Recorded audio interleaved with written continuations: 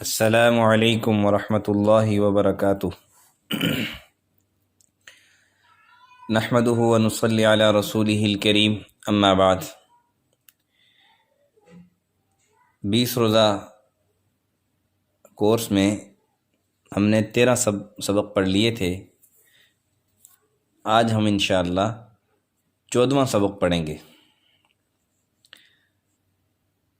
تو حسب معمول پہلے ابتدا ہم اپنے سبق کی اللہ کے کلام سے کرتے ہیں، اور اختتام بھی گویا اللہ کے کلام سے ہوتا ہے کہ آخر میں ہم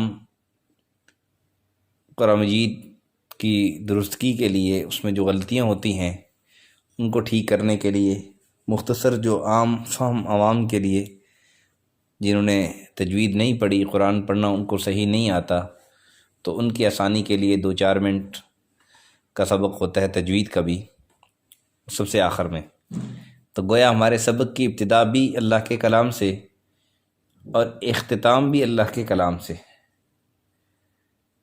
تو اللہ سے دعا ہے کہ اللہ تعالی ہماری اس محنت کو اپنی بارگاہ میں قبول فرمائے، اور جتنے بھی یہ سننے والے ہیں ہم سب کو صحیح دین سیکھنے، سمجھنے، اس پر عمل کرنے اور اس کو دوسروں تک پہنچانے کی توفیق نصیب فرمائے۔ حقیقت میں دین سیکھ کر اس کے مطابق زندگی گزارنا یہی انسان کی کامیابی کا ضامن ہے، یہی عمل انسان کو کامیاب کر سکتا ہے دنیا میں بھی اور آخرت میں بھی۔ اور جو اللہ کے حکم کو پہچانتا نہیں تو اللہ کے حکم کے مطابق عمل کیسے کرے گا؟ جب عمل نہیں کیا، اللہ کی نافرمانی والی زندگی گزاری، تو پھر اللہ کے مہمان خانے جنت میں کیسے جائے گا؟ تو بہرحال آج ہم اپنا سبق شروع کرتے ہیں اللہ کے پاک کلام سے۔ اعوذ باللہ من الشیطان الرجیم، بسم اللہ الرحمن الرحیم، یا ایہا الذین آمنوا اتقوا اللہ وکونوا مع الصادقین۔ یہ سورہ توبہ کی آیت نمبر 119 ہے۔ ترجمہ اس کا یہ ہے کہ اے ایمان والو، اللہ سے ڈرتے رہو اور سچے لوگوں کے ساتھ رہو، سچوں کے ساتھ رہو۔ گویا 2 چیزیں انسان کو کامیاب کر سکتی ہیں۔ ایک اللہ کا ڈر، اللہ کا خوف دل کے اندر ہو، تو جس دل کے اندر اللہ کا خوف ہوگا تو لازمی طور پر وہ آدمی جھوٹ نہیں بولے گا۔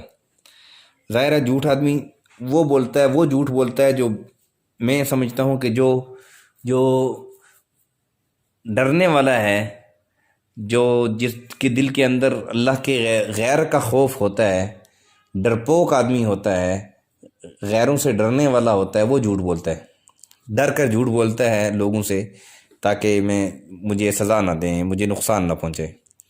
جس دل کے اندر اللہ کا خوف ہوتا ہے، لوگوں کا خوف نہیں ہوتا، تو پھر وہ جھوٹ نہیں بولتا، وہ ہمیشہ سچ بولتا ہے۔ اور پھر وَكُونُوا مَعَ الصَّادِقِينَ، ہمیشہ آپ کا شمار سچے لوگوں میں ہو۔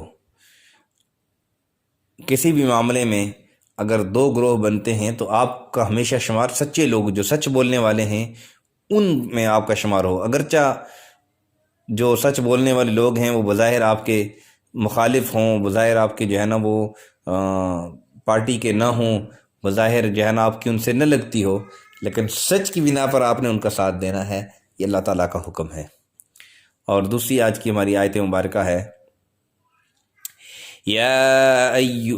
اعوذ باللہ من الشیطان الرجیم، یا ایہا الذین آمنوا لا تدخلوا بیوتا غیر بیوتکم حتی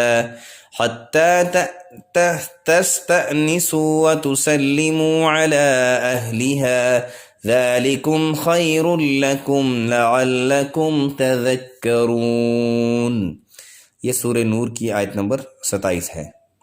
اس میں اللہ تعالیٰ فرماتے ہیں، اے ایمان والو، اپنے گھر کے سوا دوسرے لوگوں کے گھروں میں گھر والوں سے اجازت لیے اور ان کو سلام کیے بغیر داخل نہ ہو۔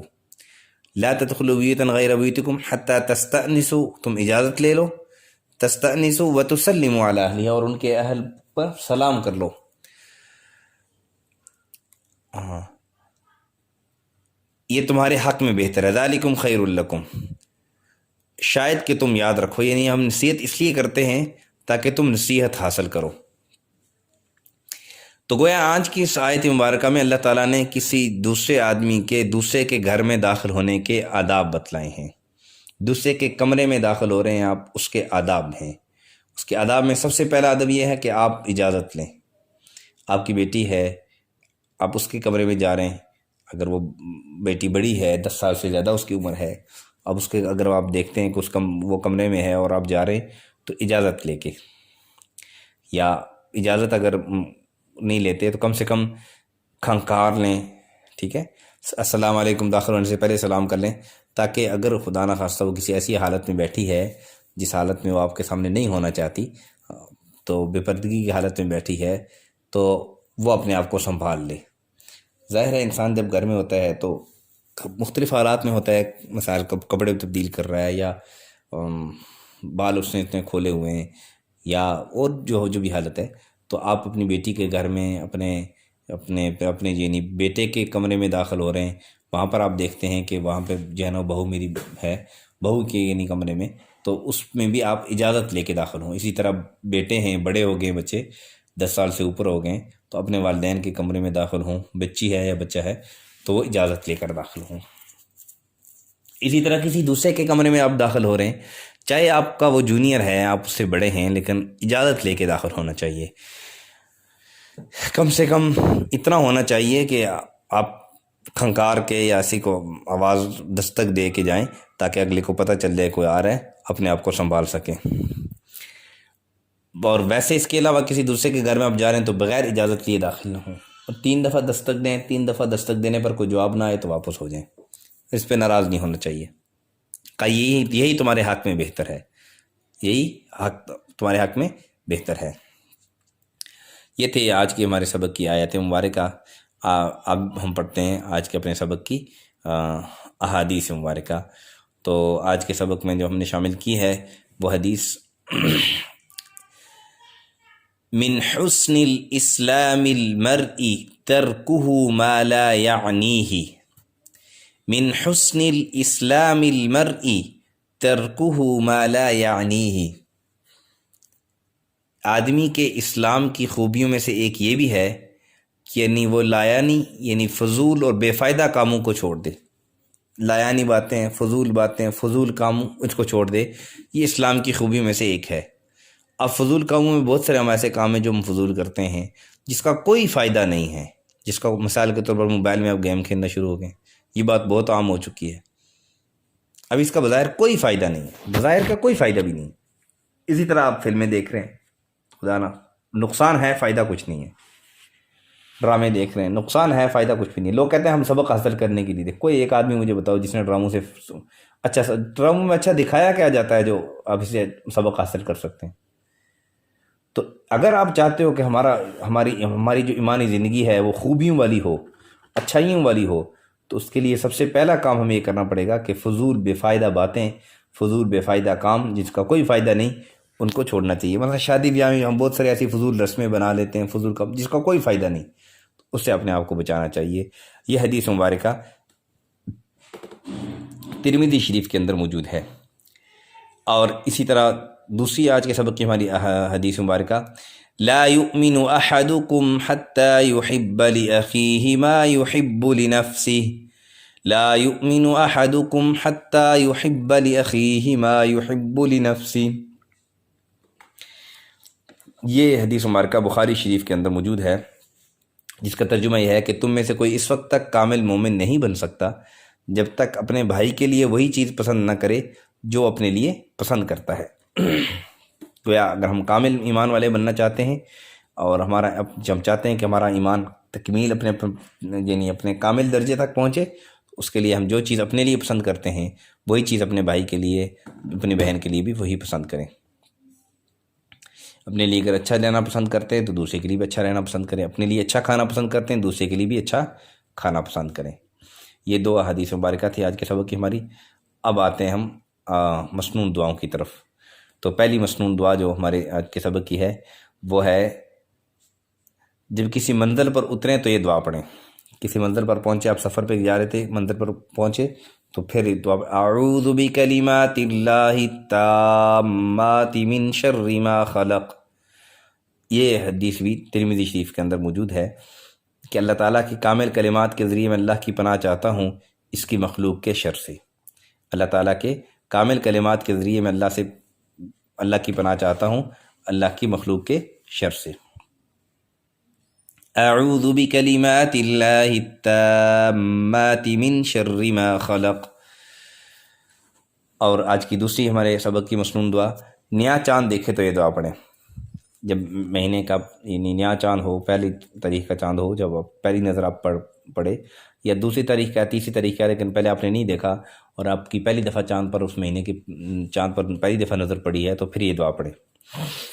اللہم اہلہ علینا بالیمن والایمان والسلامت والاسلام ربی وربک اللہ. اللہم اہلہ علینا بالیمن والایمان والسلامت والاسلام ربی وربک اللہ. یہ بھی ترمذی شریف باب الدعوات کے اندر یہ حدیث موجود ہے. یہ دعا، اے اللہ تمہارے اوپر اس چاند کو برکت اور سلامتی اور ایمان کے ساتھ طلوع فرما.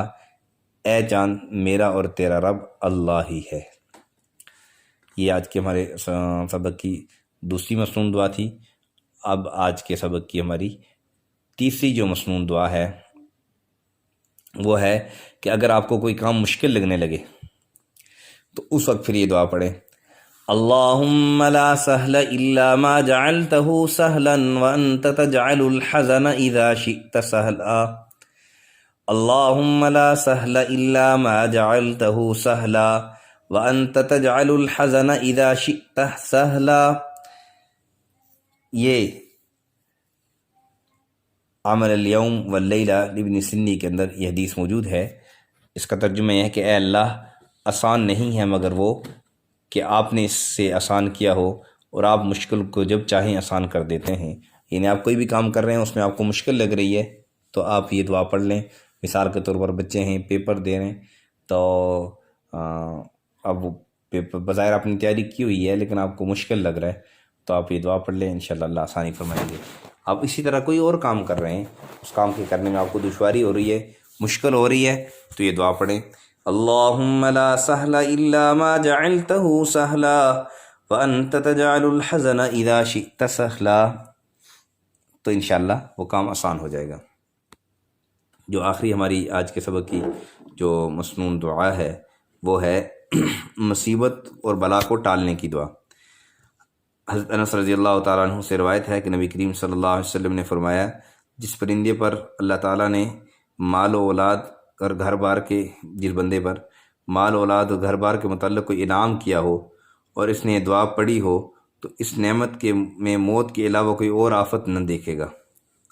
یعنی اگر آپ کو اللہ تعالیٰ نے کوئی نعمت دی ہے اور اس نعمت کے ملتے وقت جس آدمی نے یہ دعا پڑھ لی ہو تو پھر وہ اس نعمت میں یعنی کوئی آفت یا بلا نہیں دیکھے گا. ما شاء اللہ لا قوت الا باللہ. یعنی جو بھی آپ کو کوئی نعمت ملے تو آپ چاہتے ہیں کہ یہ نعمت میرے لیے ذریعہ نعمت ہی ہو، ذریعہ زحمت نہ ہو، مصیبت بن کر نہ آئے، تو آپ یہ دعا پڑھ لیں. ما شاء اللہ لا قوت الا باللہ. کسی کو گھر مل گیا، اب گھر بھی اللہ کی بظاہر ایک نعمت ہے، اب جو آدمی اس گھر میں یہ دعا پڑھ لے ما شاء اللہ لا قوت الا باللہ، تو انشاءاللہ اس گھر میں اس پر کوئی آفت یا کوئی مصیبت نہیں آئے گی. اسی طرح اگر آپ کو کوئی دکان ملی ہے، دکان آپ کر رہے ہیں، کاروبار کر رہے ہیں، کوئی تجارت ملی ہے تو یہ دعا پڑھ لیں. اسی طرح اور جتنی بھی چیزیں ہیں جس کا ترجمہ یہ ہے کہ جو اللہ تعالیٰ نے چاہا وہی ملا، اور نیکی کی توفیق اللہ ہی کی طرف سے عطا ہوتی ہے. یہ بھی عمل الیوم واللیلہ لابن سنی کے اندر یہ حدیث موجود ہے. تو یہ ہماری آج کے سبق کی 4 احادیث ہو گئی. اب ہم نماز کے مسائل کی طرف آتے ہیں. تو مفسدات نماز چل رہے تھے.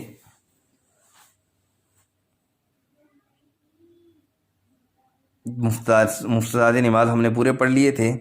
یعنی کسی خط یا تحریر پر نظر پڑے تو اس کو زبان سے پڑھنا، اس سے نماز ٹوٹ جاتی ہے، البتہ اگر دل میں پڑھا، زبان نہیں ہلائی تو پھر نماز نہیں ٹوٹے گی۔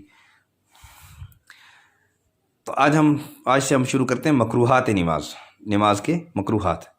تو سب سے پہلے جس چیز سے نماز مکروہ ہو جاتی ہے، مکروہ کا مطلب یہ ہے کہ نماز کے ثواب میں، نماز ٹوٹتی تو نہیں ہے لیکن ثواب میں کمی آتی ہے، یہ ناپسندیدہ اعمال ہیں نماز میں۔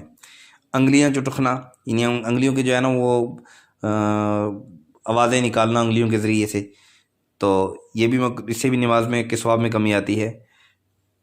تشبیہ کرنا، یعنی ایک ہاتھ کی انگلیوں کو دوسری کے ہاتھ کی انگلیوں میں داخل کرنا، ایک ہاتھ کی انگلی دوسرے ہاتھ کی انگلی میں داخل کر کے نماز کے دوران، حالانکہ نماز کے اعمال میں سے یہ کوئی عمل نہیں ہے۔ اسی طرح ہاتھ کولے پر رکھنا، اس سے بھی جو ہے نا وہ نماز مکروہ ہوتی ہے۔ اسی طرح بدن یا کپڑے کے ساتھ کھیلنا، اس سے بھی نماز مکروہ ہوتی ہے۔ اور گردن ادھر ادھر پھیرنا نماز کے دوران، گردن، اب سینہ پھیریں گے تو نماز تو ٹوٹ جائے گی، لیکن گردن پھیریں گے تو اسے نماز مکروہ ہوگی، نماز ٹوٹے گی نہیں۔ گویا ان چیزوں سے نماز ٹوٹتی تو نہیں لیکن ثواب میں کمی ہوتی ہے اور گناہ ہوتا ہے۔ اور اسی طرح مکروہات نماز میں چھٹا ہے کونیوں کو بچھانا، یعنی سجدے کے دوران کونیاں نیچے لگانا، اور آستینیوں کو سمیٹنا، یہ نماز کے دوران آستین جو ہے نا وہ بازو یہ اوپر کر دینا۔ اسی طرح سلام کا جواب ہاتھ یا سر کے اشارے کے ساتھ سے دینا، اس سے بھی نماز مکروہ ہوتی ہے۔ بلا عذر چار زانوں، یعنی آلتی پڑتی مار کر بیٹھنا، ایک تو ہے کہ کوئی آدمی دو زانوں بیٹھ نہیں سکتا، لیکن تو اس لیے وہ چار زانوں ہو کے بیٹھ رہا ہے آلتی پالتی مار کر، لیکن ایک یہ ہے کہ آدمی بیٹھ سکتا ہے دو زانوں، اس کے باوجود جو ہے نا وہ آلتی پالتی مار کر بیٹھ سکتے، اس سے ثواب میں کمی آئے گی۔ کتے کی طرح بیٹھنا، یعنی سرین زمین پر رکھ لینا اور دونوں گھٹنے کھڑے کر لینا، تو اس سے بھی نماز مکروہ ہوتی ہے، اس طرح نہیں بیٹھنا چاہیے نماز کے دوران۔ نماز کے مسائل آج اتنے کافی ہیں، آگے انشاءاللہ بقیہ مکروہات نماز اگلے سبق میں پڑھیں گے۔ اب ہم پڑھتے ہیں جو زکوٰۃ کے مسائل۔ تو آج ہم پڑھیں گے مصارف زکوٰۃ۔ جس آدمی کے پاس 7.5 تولہ سونا یا 52.5 تولہ چاندی، اتنی مالیت کا سامان تجارت یا نقد رقم یا ضرورت سے زائد سامان ہے تو وہ مالدار ہے، اس آدمی کو زکوٰۃ دینا جائز نہیں ہے۔ جس آدمی کے پاس یہ ساری چیزیں موجود ہیں تو وہ مالدار ہے، تو اس کو زکوٰۃ دینا جائز نہیں ہے۔ اگر کسی کے پاس ضرورت سے زائد سامان 7.5 تولے سونا یا 52.5 تولے چاندی کی مالیت کا ہے تو اس کو زکوٰۃ دینا جائز نہیں، اور اگر کسی نے اس کو زکوٰۃ دے دی تو اس سے زکوٰۃ ادا بھی نہیں ہوگی، آپ کو دوبارہ زکوٰۃ دینی پڑے گی، یا وہ اس سے واپس لے کے کسی اور غریب مستحق تک پہنچانا پڑے گا۔ مقروض اگر قرض ادا کرنے کے بعد 52.5 تولے چاندی کا مالک ہو تو اس کو زکوٰۃ دینا جائز نہیں ہے۔ یعنی اگر ایک آدمی مقروض تھا، قرض دار تھا، اس پر بہت سارا قرضہ تھا، لیکن اس کے بعد جو مالیت ہے وہ اگر اس کے قرضے ادا کرنے کے بعد اگر اتنے بچتے ہیں کہ اس کی قیمت 52.5 تولہ چاندی بنتی ہے تو پھر اس کو زکوٰۃ زکوٰۃ نہیں دے سکتی۔ ہاں ایک بات ہے، مالدار آدمی ہے، کسی وجہ سے دوران سفر مال ختم ہو گیا، اب گھر پہنچنے تک خرچہ بھی اس کے پاس نہیں رہا، اب اس کو زکوٰۃ کے پیسوں سے اس کی مدد کی جا سکتی ہے تاکہ وہ اپنے گھر پہنچ سکے۔ اسی طرح زکوٰۃ، عشر، فطرانہ اور نذر وغیرہ کی رقم کسی کافر کو دینا جائز نہیں ہے، کہ آپ زکوٰۃ کی، عشر کی اور فطرانہ وغیرہ اور نذر کی رقم جو ہے وہ کسی کافر کو نہیں دے سکتے، مسلمان ہی کو دینا چاہیے۔ زکوٰۃ کی رقم کا کسی مستحق زکوٰۃ کو مالک بنانا ضروری ہے، یعنی جس کو آپ زکوٰۃ دے رہے ہیں پھر پوری پیسے جو چیز وہ زکوٰۃ میں دے رہے ہیں وہ پورا اس کا مالک بنانا، جس کو آپ دے رہے ہیں اس کا ضروری ہے۔ یہ نہیں کہ آپ کہہ رہے ہیں جی ابھی فی الحال عارضی طور پہ تو رکھ لے، بعد میں مجھے واپس دے دینا، اس سے زکوٰۃ ادا نہیں ہوگی۔ زکوٰۃ کی رقم مسجد میں لگانا یا کسی مردہ کی کفن دفن پر خرچ کرنا یا کسی مردہ کی طرف سے قرضہ ادا کرنا یہ جائز نہیں ہے۔ یعنی آپ کسی مردہ کی طرف سے قرضہ نہیں ادا کر سکتے زکوٰۃ کی رقم سے، ظاہر ہے یہ اس پیسے کا مالک جس کو آپ زکوٰۃ دے رہے ہیں اس کو مالک بنانا ضروری ہے۔ یا اسی طرح مسجد میں زکوٰۃ کے پیسے نہیں لگا سکتے، یا کوئی قبرستان زکوٰۃ کے پیسوں سے نہیں بنا سکتے، یا کوئی اور رفع عامہ کا کام جس سے عوام فائدہ اٹھاتی ہے، جس میں مالدار اور غریب دونوں آتے ہیں۔ تو جیسے میں نے پہلے عرض کیا تھا کہ آپ ایک آدمی افطاریاں کرواتا ہے، ابھی رمضان آ رہا ہے تو رمضان میں بعد مساجد میں افطاری ہوتی ہے، یا بعض ٹرسٹ ہیں وہ افطاری کرواتے ہیں، سحری بھی کرواتے ہیں، یا بعض ہوٹل والے ہیں وہ افطاری سحری فری کرواتے ہیں۔ اب آپ ان کی مدد کرنی چاہیے، ایک نیک کام کر رہے ہیں، ان کی مدد کرنی چاہیے، لیکن آپ ان کی مدد زکوٰۃ کے پیسے سے نہیں کر سکتے۔ ان کی زکوٰۃ سے علاوہ پیسوں میں ان کی مدد کریں، چونکہ اس میں مالدار بھی ہوتے ہیں، افطاری کرنے والے غریب بھی ہوتے ہیں، اس چیز کا خیال نہیں رکھا جاتا، تو اس لیے آپ ان کو زکوٰۃ کے پیسے نہ دیں اور ان کی مدد کریں زکوٰۃ کے علاوہ۔ زکوٰۃ کا پیسہ جو ہے وہ غریب تک پہنچنا ضروری ہے۔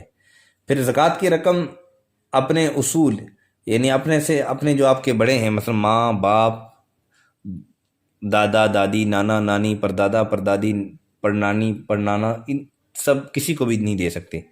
اور اسی طرح اپنی اولاد میں بیٹا بیٹی، پوتا پوتی، نواسا نواسی وغیرہ آخر تک کسی کو بھی نہیں دے سکتے زکوٰۃ۔ اس کے علاوہ ہاں سائڈ پر بھائی کو، بہن کو وغیرہ وغیرہ ان کو دے سکتے ہیں زکوٰۃ۔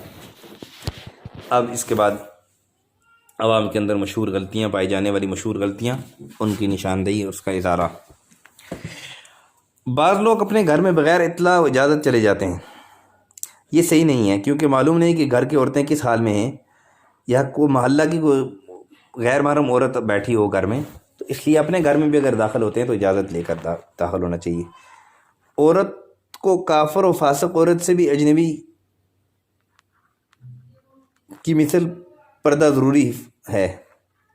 چہرہ، ہاتھ اور پیروں کے علاوہ دوسرا جسم ان کے سامنے بھی کھولنا جائز نہیں ہے۔ یعنی ایک عورت پردہ دار عورت ہے تو اس کو چاہیے کہ دوسری جو کافر عورتیں ہیں، جو مطلب غیر مسلم عورتیں ہیں، ان سے بھی پردہ کرے، یعنی ان کو بھی اپنا جسم نہ دکھائے، یعنی چہرہ اور ہاتھوں اور پیروں کے علاوہ کوئی چیز اپنے جسم کا حصہ ان کو نہ دکھائے۔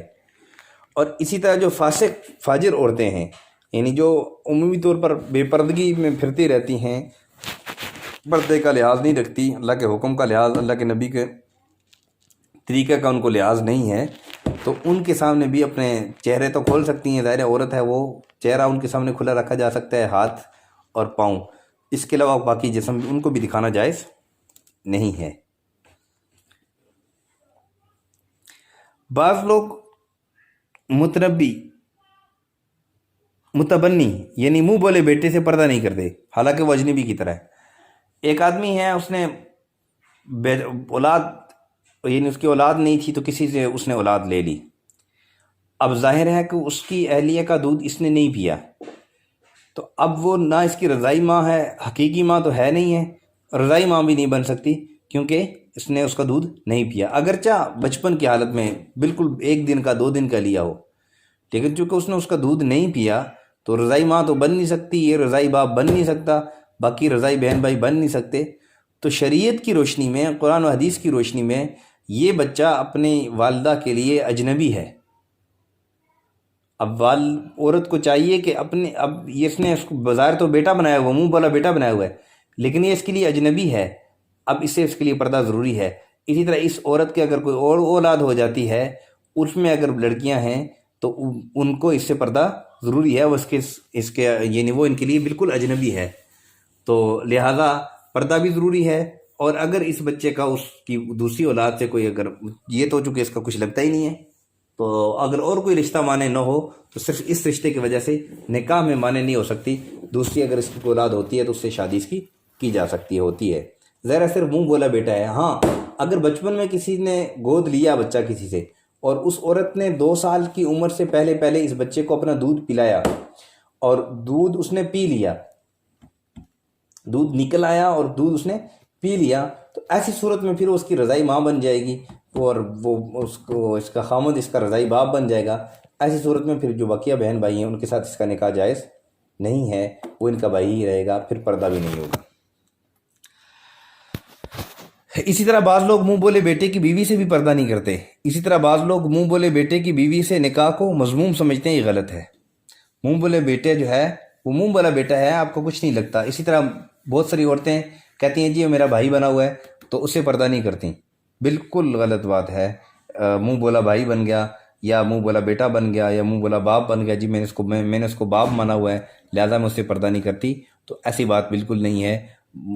منہ بولے بیٹے سے بھی پردہ کرنا ہے، منہ بولے بھائی سے بھی پردہ ہے، اسی طرح پردہ ہے جس طرح کسی ایک اجنبی غیر سے پردہ ہے۔ اور منہ بولے باپ سے بھی اسی طرح پردہ ہے جس طرح ایک اجنبی غیر سے پردہ ہے، منہ بولے چچا سے بھی اسی طرح پردہ ہے جس طرح ایک اجنبی کسی غیر سے پردہ ہے۔ یعنی کوئی احکامات کے اندر تبدیلی نہیں ہو جاتی کہ میں نے اس کو بھائی بنا لیا ہے تو اب میں اس کے ساتھ پردہ نہیں کروں گی، نہیں، اسی طرح اس کے ساتھ بھی پردہ حکم اسی طرح ہے جس طرح ایک عام آدمی کے لیے آپ کے متعلق ہے، یا آپ کا جو ہے نا ایک آدمی کا متعلق، عام آدمی کے متعلق حکم ہے۔ کسی سے کلمہ کفر صادر ہو جائے تو تجدید ایمان کے ساتھ تجدید نکاح بھی ضروری ہے۔ یعنی کسی آدمی نے زبان سے کلمہ کفر کہہ دیا، کفریہ کلمہ کہہ دیا، تو اب ظاہر ہے کہ اس سے اب اگر اس نے شادی کی ہوئی ہے، شادی شدہ ہے، تو اس سے اس کی بیوی کا نکاح تو ٹوٹ گیا۔ مثال کے طور پر کسی نے دین کی کسی چیز کا مذاق اڑا دیا تو یہ بھی کلمہ کفر ہے، اس سے اس کا نکاح ٹوٹ گیا، یہ ایمان سے خارج ہو گیا، اور اس کا اگر شادی شدہ ہے تو اس کا نکاح بھی ٹوٹ گیا۔ تو اس کے لیے پھر تجدید ایمان، یعنی ایمان دوبارہ یہ کلمہ پڑے گا، اس کے لیے اس کے ساتھ ساتھ تجدید نکاح بھی ضروری ہے کہ نکاح کی بھی تجدید ہوگی، گواہوں کے ساتھ جو ہے نا وہ حق مہر کے ساتھ یہ دوبارہ نکاح پڑے گا۔ اکثر لوگ دوسرے نکاح کو برا سمجھتے ہیں، یعنی اکثر لوگ یہ سمجھتے ہیں کہ ایک مرد ہے وہ اس کو ایک ہی شادی کرنی چاہیے، دوسری شادی نہیں کرنی چاہیے، تو اس کے اندر کوئی حرج نہیں ہے۔ اللہ کے حبیب صلی اللہ علیہ وسلم نے بھی شادیاں کی ہیں، صحابہ نے بھی شادیاں کی ہیں، یہ آج کل ہمارے ہاں رواج ختم ہو گیا ہے، ورنہ میں سمجھتا ہوں کہ آپ تاریخ اٹھا کے دیکھیں تو آپ کو کم سے کم یعنی 99% ایسے بڑے ملیں گے دینی لحاظ سے جو بڑے ہیں، فقہاء، محدثین، صحابہ، جنہوں نے ایک سے زیادہ شادیاں کی ہیں، دو تین چار شادیاں کی ہیں۔ بہت کم آپ کو صحابہ ایسے ملیں گے جنہوں نے ایک شادی کی ہے، بہت کم صحابہ ایسے ملیں گے۔ تو لہٰذا یہ اس کو برا سمجھنا، اگر کوئی آدمی کر لے تو اس کو بڑے حقیر نظر سے دیکھا جاتا ہے کہ جیسے اس نے کوئی کفریہ کلمہ کہہ دیا ہے، ایسی بات نہیں ہے۔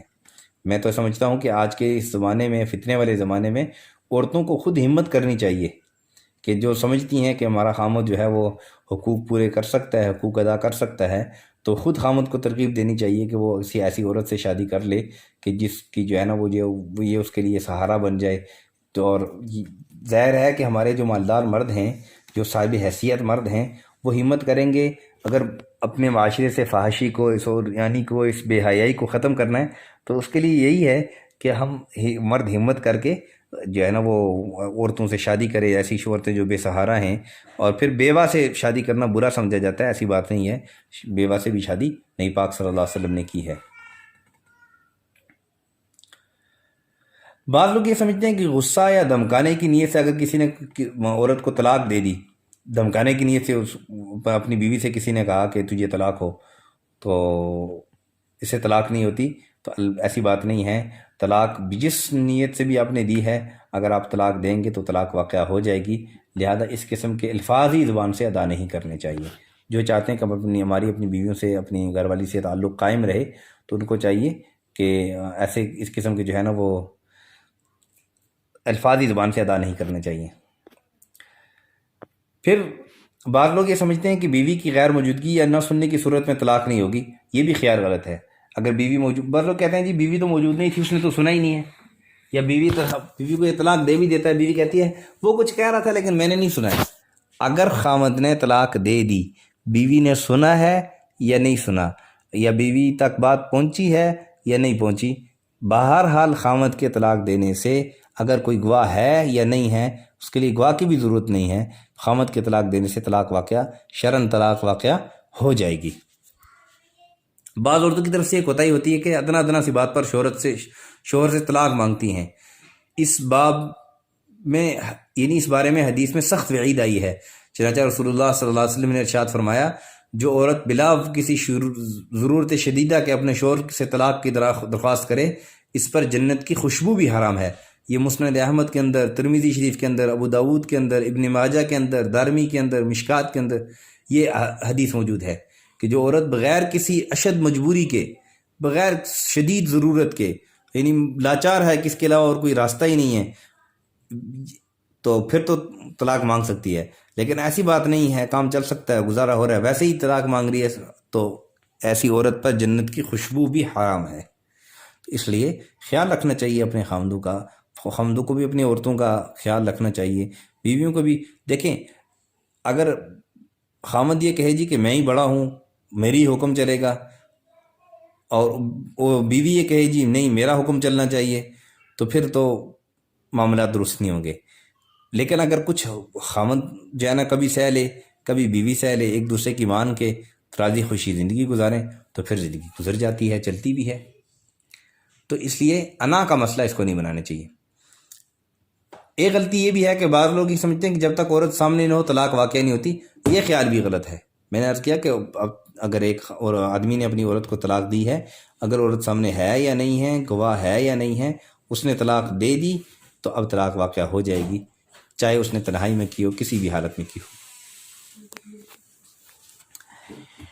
تو آج کے لیے اتنا سبق کافی ہے۔ آئیے اب ہم تھوڑا سا تجوید کا سبق پڑھ لیتے ہیں۔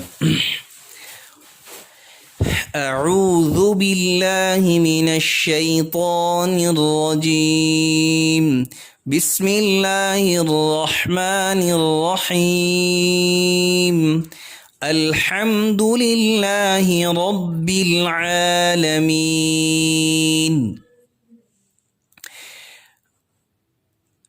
تو کل کے سبق میں ہم نے وقف کا آخری بات ہم نے وقف کے بارے میں پڑھی تھی کہ جس حرف پر ہم وقف کر رہے ہیں، وقف کہتے ہیں کہ کسی کلمے کے آخری حرف پر سانس اور آواز دونوں کا ختم ہو جانا، اس کو وقف کہتے ہیں۔ سانس بھی ختم، آواز بھی ختم، تو اس کو وقف کہتے ہیں۔ تو اگر جس حرف پر ہم وقف کر رہے ہیں، اگر اس حرف پر زبر، زیر، پیش، دو زیر اور دو پیش، ان حرکات میں سے کوئی حرکت ہے، یعنی زبر ہے، زیر ہے، دو زیر ہے، دو پیش ہے یا پیش ہے، تو ایسی صورت میں وقف کی حالت میں یہ حرکات سائلنٹ ہو جائیں گی، ساکن ہو جائیں گی۔ اور اگر جس کلمے پر ہم وقف کر رہے ہیں، جس حرف پر ہم وقف کر رہے ہیں، اس کے آخری حرف پر یعنی اس حرف پر دو زبر ہے، تو اس دو زبر کو ہم الف مدہ میں تبدیل کریں گے۔ اس دو زبر کو ہم کس میں تبدیل کریں گے؟ الف مدہ میں تبدیل کریں گے۔ عالمین، یہاں پر بھی مد ہے، الف مدہ سے یاد آئی کہ یہاں پہ بھی ایک بات رہ گئی۔ اب سمجھیں کہ مد کسے کہتے ہیں؟ مد کہتے ہیں لمبا کرنے کو۔ مد کسے کہتے ہیں؟ لمبا کرنے کو مد کہتے ہیں۔ حروف مدہ تین ہیں، حروف مدہ تین ہیں، الف، واو اور یا۔ الف، واو اور یا۔ الف پر کب مد ہوگی؟ الف پر تب مد ہوگی جب الف خالی ہو۔ الف خالی، الف ہمیشہ میں نے عرض کیا تھا کہ الف خالی ہوتا ہے۔ جب الف پر کسی قسم کی حرکت آ جائے تو پھر وہ الف نہیں رہتا، وہ حمزہ بن جاتا ہے۔ تو اس لیے جب الف خالی ہو، الف خالی ہو اور اس کے دائیں طرف والے حرف پر، یعنی الف خالی ہو اور اس سے پہلے، اس سے دائیں طرف والے حرف پر زبر ہو، خالی الف سے پہلے زبر ہو، تو اس کو ہم کہتے ہیں الف مدہ۔ اس کو ہم کیا کہتے ہیں؟ الف مدہ۔ جیسے ربنا، ربنا، اب نون الف زبر نا ہے، اب الف خالی ہے، اس سے پہلے حرف نون ہے، اس کو پر زبر ہے، حرف کوئی بھی ہو، ہمارا ہم نے دیکھنا زبر کو ہے، تو الف خالی ہے، اس سے پہلے حرف پر زبر ہو تو ہم اس کو الف مدہ کہتے ہیں۔ واو ساکن ہو، اب ساکن کسے کہتے ہیں یہ سمجھیں۔ ساکن کہتے ہیں چھوٹی سی دال کی طرح چھوٹی سی، یعنی نشان ہوتا ہے جس کو جزم بھی کہتے ہیں ہم، تو جس حرف پر وہ آ جائے تو اس کو ہم ساکن کہتے ہیں۔ تو واو پر جب چھوٹی سی دال کا سا سائن آ جائے تو اس واو کو واو ساکن کہیں گے، یا پر آ جائے تو اس کو یا ساکن کہیں گے۔ تو واو ساکن سے پہلے حرف پر اگر پیش ہو، واو ساکن سے پہلے حرف پر پیش ہو، ہم اس کو واو مدہ کہیں گے۔ جیسے بو، اب با واو پیش، بو، واو ساکن ہے، اس سے پہلے حرف پر پیش ہے۔ اور یا ساکن سے پہلے اگر زیر ہو، یا ساکن سے پہلے دائیں طرف والے حرف پر زیر ہو تو اس کو ہم یا مدہ کہیں گے۔ جیسے رب العالمین، اب دیکھیں میم یا زیر می، میم یا زیر می، تو یا ساکن ہے، اس سے پہلے زیر ہے۔ اسی طرح اعوذ باللہ من الشیطان الرجیم، اب جیم میں دیکھیں یا ساکن سے پہلے زیر۔ اسی طرح بسم اللہ الرحمن الرحیم، اس میں دیکھیں یا ساکن سے پہلے زیر ہے، تو اس کو یا مدہ کہتے ہیں۔ تو گویا حروف مدہ 3 ہیں، الف، واو اور یا۔ مد لمبا کرنے کو کہتے ہیں حروف مدہ 3، الف، واو اور یا۔ الف پر تب مد ہوتی ہے جب الف ساکن ہو، الف خالی ہو، اس سے پہلے حرف پر زبر ہو۔ واو پر تب مد ہوتی ہے جب واو ساکن سے پہلے پیش ہو۔ یا پر تب مد ہوتی ہے جب یا ساکن سے پہلے زیر ہو۔ آج کے لیے اتنا سبق کافی ہے۔ اللہ ہمیں صحیح قرآن سیکھنے، سمجھنے، اس پر عمل کرنے، اس کو دوسروں تک پہنچانے کی توفیق نصیب فرمائے۔ وآخر دعوانا ان الحمد للہ رب العالمین۔